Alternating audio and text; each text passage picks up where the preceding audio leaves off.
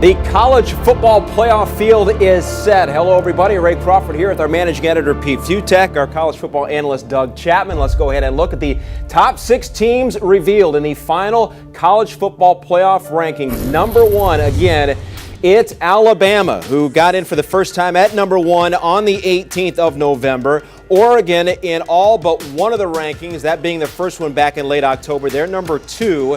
Number 3.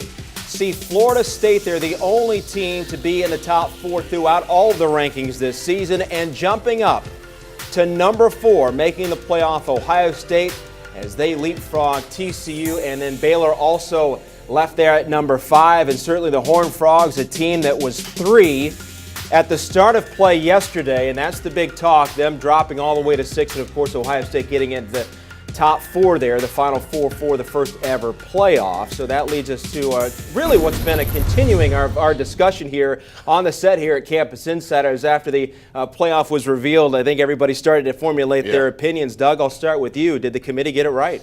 They did, and they told the Big 12, hey guys, you better go out and get yourself a conference championship game, because you see what Ohio State did with that loss to Virginia Tech, but the way they went out and not just beat Wisconsin, not just blew Wisconsin out, literally manhandled Wisconsin for 4 straight quarters on both sides of the ball. They were able to jump TCU, get into the top 4, and bump TCU down to 6, which was shocking to me. I thought TCU would still be there, but Big 12, get a conference championship game, because apparently conference championship games mean a lot to the committee. I don't think it has anything to do with the conference championship game. I think this is the committee saying, Baylor, don't schedule an FCS team, SMU, and Buffalo. Play a real team. Had they had a real win over anybody else in non-conference play, they could have made the argument then that Ohio State, your loss to Virginia Tech, the worst by far, you're out of this thing. Baylor, you can make that case. Beating TCU, you're in this thing. I think that's what's going to end up mattering here. At the end of the day, though, they got it right. Yes, what we've learned is the rankings up until the last ones